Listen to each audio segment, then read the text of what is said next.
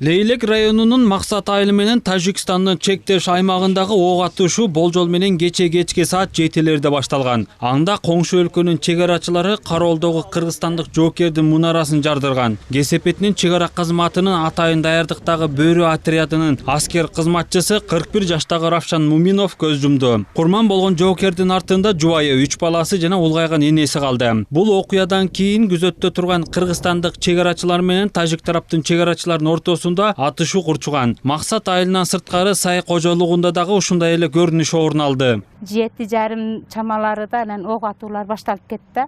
Анан ошол коңшунун подвалында бекинип отурдук. Анан адырга качкандар качты, алдыбыздан октор өтүп, ушунчалык коркунучтуу болду, ушунчалык корктук бизчи. Балдарыбыз дагы ушунчалык коркуп, анан ошол жактан бүгүн энди келсем үйүм мындай болуптур. Атышуудан 13кө чукул жаран денелеринен ар кандай жараттарды алышты. Алардын арасында жоокерлер, 14 жаштагы бала дагы бар. 3 аскер кызматкеринин абалы өтө оор деп бааланууда. Учурда райондук оорукананын жандандыруу бөлүмүндө дарыгерлердин көзөмөлүндө. Бүгүнкү күндө үчөөсүнүн абалы оор. Реанимация бөлүмүндө экөөсүнө операция жасалды. Бирөөсү болсо Ош шаарынан нейрохирургдар чакырылган. Азыр эми операцияга даярдап эме кылып коюшту. Абалды жеринен көрүү үчүн бүгүн премьер-министр Мухаммедкалый Абылгази куралдуу күчтөрүнүн аскердик транспорт учагы менен таң эрте Баткенге барды. Ал ортодо куралдуу кагылышуудан тажик тараптан 1 полковник, 2 катардагы жоокер, 10 жаран жарадар болгонун чет элдик басылмалар жазып чыгышты. Ал эми жарат алган 13 кишинин 10-у Бишкектеги травматология жана ортопедия илим изилдөө борборуна алынып келинди. Бул жака 10 оорулуу которулду. Bir жаш бала 2005-жылы төрөлгөн. Калгандары ар кандай ошол жардыруудан кийин ошол сыныктар менен жаракат алган жарандар, анан жана ошондой эле ок тийүү менен кайрылган жарандар.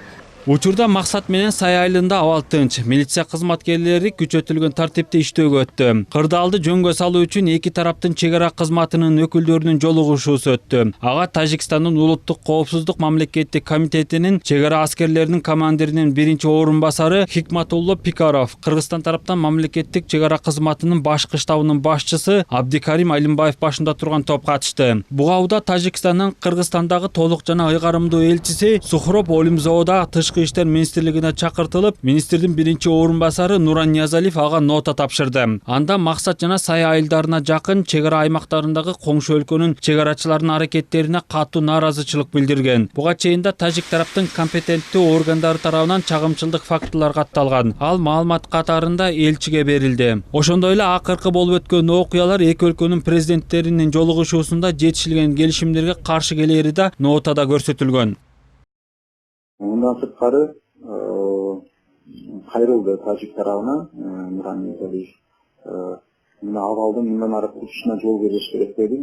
Janjalda birgeleştirillikte ve günölü adamlarda jolga tartуу maksatında kechiktirilmiş çaralarda görүү талабын айтып kayırıldı. Jana жолугушуунун аягында Nurhan Ниязалиев белгиледи. Бул учурда азыркы болуп жаткан көйгөйлөр эки мамлекеттин коңшулук мамилелеринин урукунда диалог жолу жана сүйлөшүүлөр аркылуу чечилиши керек деп баса белгиледи.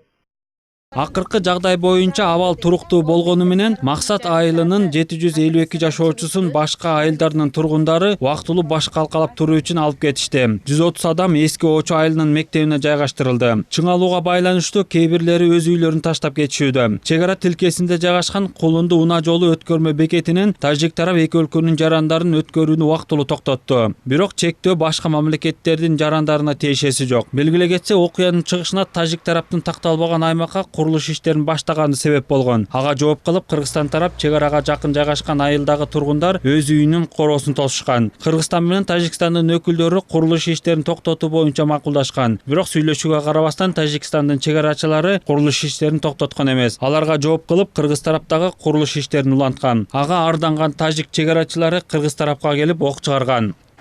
Дүйшөн Шаршембеков, Калыбек Абдымамутов, Нью ТВ.